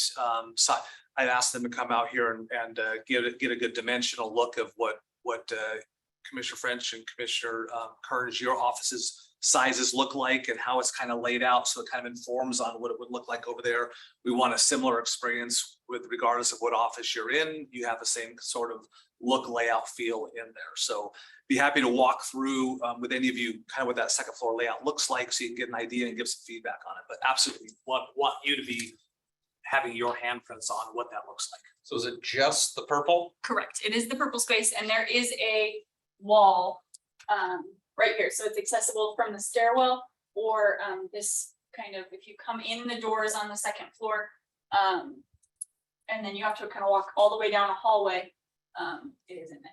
And that wall is not a full wall. It's probably about a 3/4 wall, goes up to the top. It allows for airflow and some lighting and stuff to go in there. We'd have to, do some upgrades on lighting and all that. good But the stuff. doors are secured with key card access. Yes, both the second floor and that is all secured. But you're in the hallway is where you're at, where you can't get in, right?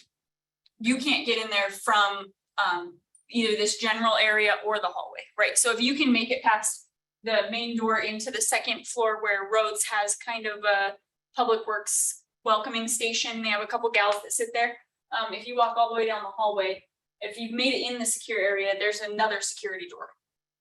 Yeah, it's all key card access. That's another benefit of bringing the other customer facing parts of our business down to the first floor, because there's one part of the second floor that people can walk in that's not secure. There's one part of the fourth floor that people can walk in that's not secured.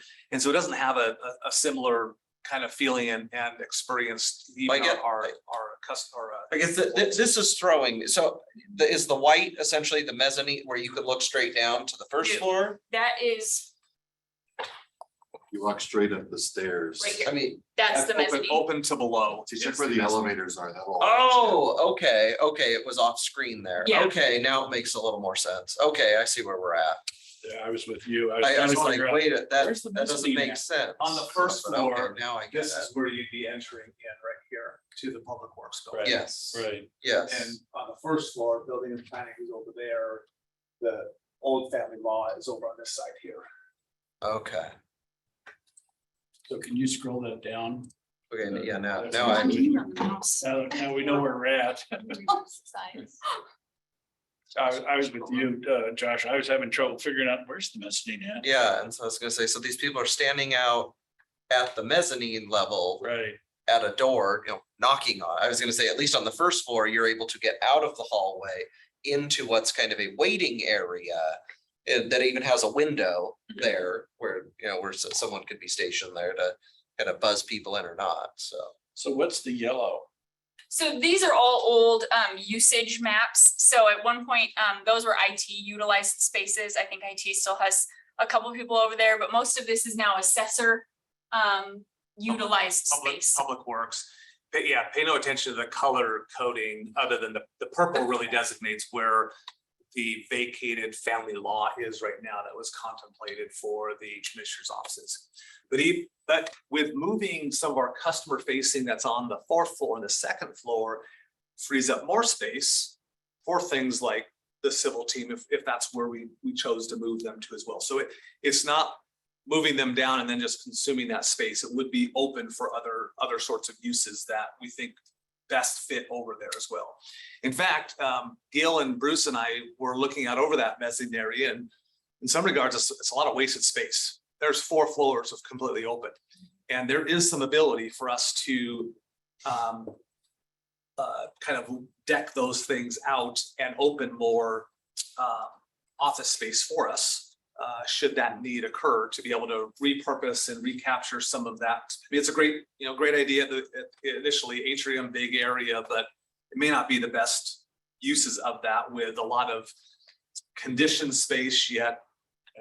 So you might want to touch base with James more, because when you do that, you change the mechanical and fire suppression system in the building. Yeah. And you want to make sure that you haven't jeopardized it. And that sounds really expensive. That's just a, if we do, how do we grow from within if we need more space Right. sort of thing. It's not like an imminent thing. We're just kind of pondering. It's like, what could you do with it if we want to do something differently with it? If money's no object, you could do some of these things. Of course, we have to look and see if it's smarter to do something like that. If we need more space, if it's smarter to repurpose some other space for it.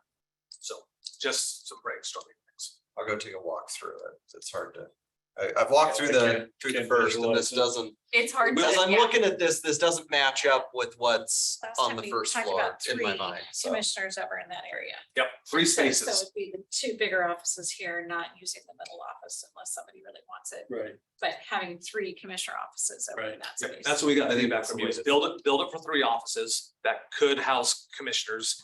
And of course, you've got 3 to choose from here, 3 to choose from over there, and one that ends up getting repurposed for something else, but we build it for that. So once we get the kind of Well, sketches remember, laid out. it's actually being built for 6, because there's the assistants, they're gonna be over. Yeah, with us. the commissioner's offices, we're envisioning to be Yeah. much larger, Oh, yeah. replicate something Yes. like this over Yeah. here. It's like, just don't overlook that there needs to be 3 other Yep. offices as well. 3 other offices, workspace, conference room, kitchen, that sort of thing. well, and I would assume that there'd be a receptionist over there as well. It's up to you all.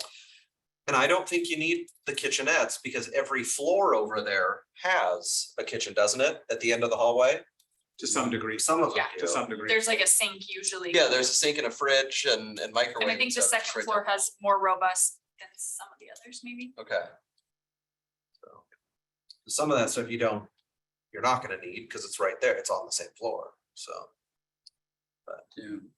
So we'll come back to the 3 of you and kind of show you what some of the preliminary stuff before we make decisions on it. Make sure that kind of fits what your view is. Then we'll sequence what their long lead time purchases need to be.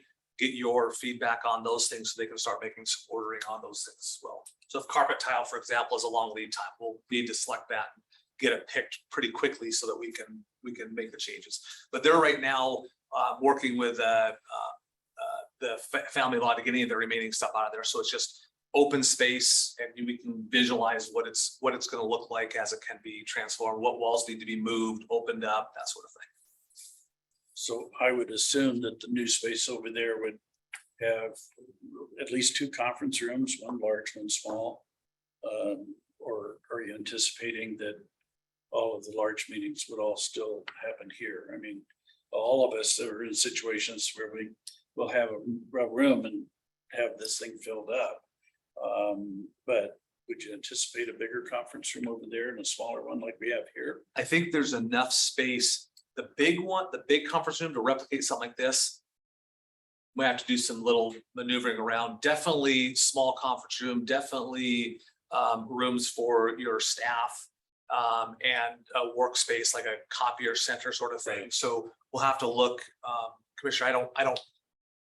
Not knowing how it'll all be penciled out, we'll have to figure out how that stuff lays in, but we were envisioning replicating something similar to over here. And I would assume that the kind of electronics that we have in this room, we would not replicate over there, because all of our public meetings and stuff, we would still have here. Yeah, except for probably the small conference room where there is the ability to have a visual screen up there that you want to plug something into and have little small meetings. You still want that over there. Yeah. Yeah, but don't need the recording and all that. I mean, that would be, what would you? I think that makes sense. Yeah, I mean, I don't think there'd be the need for the replicate speakers this. and the microphones and stuff that are Yeah. wired throughout the ceiling. for sure. Yeah, I mean, essentially, what's in the small conference room is TV and Yeah. Zoom capability with a camera. But do we need this big of a conference room, or can it just be like a half size of this and then otherwise you come over here for that? And then there's other conference rooms over in the Public Works building too that are bigger. You're right. So I just hate to Yeah. use a bunch of That's a good space point. Yeah, on things that, Because you're right there. I forgot about, there's the one on the first floor. right. well, they're Uh, second, third, I mean, all that. over on the Oh, yeah, side is 2B, conference where we rooms. used to meet. Yeah, when this was under construction, Yeah. yeah, conference room Yeah. 2B So you could, is right up there. I forget. Yeah. as long as there's a Yeah, way to those are there. schedule them, I don't see Yeah. any reason to replicate them. Yeah. Yeah, So we'll bring back, I'll circle back with all of you on what's the initial sketches are laid out, get your feedback on it, see if that's the right direction, and then we can start moving forward. Gil and Bruce both envision, we'd probably do a lot of this stuff in-house just because of the timing of it. Use our team to do the build out, the demoing and re-walling and that sort of thing. We'll have to use some third parties for some of the work. so then, so what happens with Jeff, Arian and and Jared, and you for that matter, I guess, would you try and locate here, there, or somewhere else? We've only been Still- thinking about your all offices right now and getting that locked in, and then we can start to, because we've got the fourth floor, that's also where I'm sitting right now, we got that fourth floor that's open. And as we move some of the, as we look at moving some of the public works facing, utility bills, sewer permits down on the first floor, it opens up some space over there, opens up some space on the second floor, that sort of thing. So we start to work with more ability to move some pieces around. We wanted to get the commissioner's offices tackled first. Well, I mean, as long as we're doing this, I mean, are there functions or people that you would be more efficient if you had around you as opposed to having them scattered across the county? I mean, this is the time to try and align relationships. I to be agree. More efficient. We've talked, Gary and I have talked about having the budget office and some of those functions over there as well. Having maybe purchasing and grants in similar areas, because there's a lot of, conversations that occur with that. So I think bringing some of those together and looking at what that floor plan layout can be will allow us some of those aggregation points, if you will. And you're already looking at that. Yep. The other thing I might interject is with a lot of the work from home model that we have, especially just about budget Right. purchasing, maybe we look at more of a hoteling concept versus an individual office space. And so everything's set up the same, they can pop in and out, but that way we're not dedicating one person, one space, right? We really set it up differently to utilize our flexible schedules. And Chad's leaning into that right now with his team, because he has some of those hybrid models, some work from home, some days, some work in. So how do you look at it that allows us to be able to have places you can dock in for your couple days a week and dock out and someone else to go in there? So again, it gets back to optimizing our space, making sure that we're not over subscribing it for uses that are only a couple days a week, and we're actually trying to do some more sharing stuff. Okay. Lots of good opportunities. Yeah, I just heard my watch TikToking kind of a deal. I know. I'm glad you brought that up, because I did want to give you a quick update about how that was progressing. So do we think the office over there should have a receptionist or somebody at the front door to receive or interact or schedule, or, I mean, otherwise anybody off the street can walk into any one of our offices? Well, they actually can't, because they're all gonna be Oh, secure. it's key card. Okay, so that's, I mean, I think that's point. keeping this as the main reception area would be key in my mind. So that way then all those functions stay here. Stay here. Yeah, And, if someone's Okay. coming over to meet us, our assistants can help. yeah. And you'll have Receive 3 Yeah. assistants Well, over there. that's a good point. I hadn't thought about that. You're right. So Okay. rather than trying to double that expense. Yeah. Okay. So So for the two new commissioners, were we gonna get them furniture or not? Wait, you guys got furniture? Oh, yeah, oh. sitting on the floor in there, we can get blankets though, blankets and pillows. Yeah. Okay, so if, back to the budget timeline, if we were to take and sketch out some, knowing that you're saying, hey, Tuesday morning is when we want to start having budget workshops. Once we get the budget letter out, we're back from the DC fly-in, and that would anticipate to go out the 21st of June for some direction to all the departments and other electeds. And then we could start to step into a series of budget workshops or work sessions with the board with content ideas. I think one of the first places we want to start with is what our revenue projections are looking like. And I think we'll be close as Auditor Dalton's in the room here. Scott, is there any reason to not get it out the week before that? Just with the 21st, and then you've got, if they've got to have it in the Questa Cut by the 11th, is that what I'm seeing? What's the 11th of They- July? That's the start of when Start it's of- open. When it's open. Okay. That's good, comes open. So They the have budget, until August 8th. the budget letter would be the prelude to informing kind of how the county commissioners are going to be stepping towards the budget process. And are we gonna get sent out? So then what, if it works for you all, we could, Gary could go through and lay out some recommended work session topics for those Tuesday mornings between the budget letter and the September 6th that are maybe non-departmental, use the departmental meetings after September 6th, once everything's been rolled up and submitted. We could do revenues, we could do capital, we could do projections, we could do reserve discussions, and have a pretty full, robust content to be able to start working through. Work? Okay.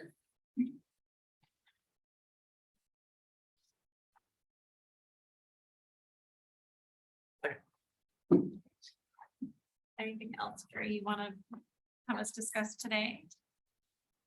No, I think that it's good to have a more continuous type of engagement and to set the table, like Scott was saying, budget letter coming out in June. And then as we meet almost on a weekly basis, we can appraise the board of any problems that we see or any glitches coming up or anything that needs to be addressed at the time that has a budget consideration. I think getting your input early on, just like sales tax projections, for example, as we see that we're trending strong, well, what are we seeing from the economy and other data sources that we believe might inform differently? And how are you all feeling as far as a increase on sales taxes for 2023? Where do we see there be some softness perhaps? And what's your comfort with what that projection looks like? Same to the REIT, same to the REIT 1 and REIT 2, mental health sales tax, property taxes, all those sort of things. So.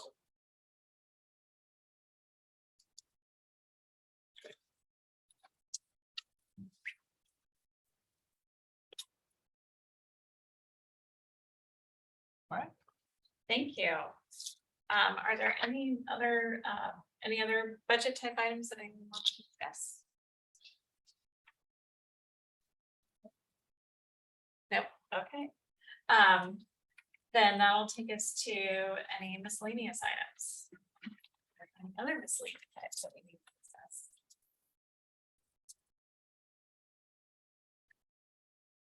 Nope. Okay, and that's to take us to, we have an executive session that we need to do. So, I'll let you go ahead and set the stage for that, Ashley. Thank you, Commissioners. So this is for labor negotiations under RCW 42.3.1404. I would think that we would need 20 minutes. Those present will be the Commissioners, executive leadership, and Mark McLean. And no final action will be taken at the end of the executive session. You will take some action at the end of the executive session. We will. I think you take some action. She said no. It's a tie on to her topic, actually.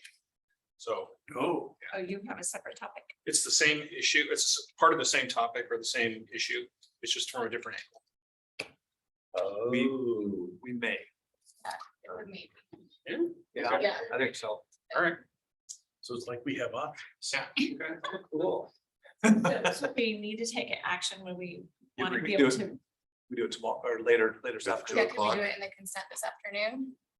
You could, sure. You could just say you're going to continue this to the consent and take it then. Any action, the consent agenda. But you'd want to make sure to announce that before we go in, because you want to come out. People would be expecting us to come out and take an action, Continue until 2 Right. o'clock. so. So it is not anticipated that we will take action at this point in time. We will continue this if for further action at our 2 o'clock consent agenda. Sounds good to me. Okay. We anticipate 20 minutes and you have already stated who's going to be in. So it is 10:55. 5-minute break. Yeah. We will take a 5-minute break. So we will start our executive session at 11 o'clock. And then we'll continue this until our 2 o'clock consent agenda if there is any action required. Thank you.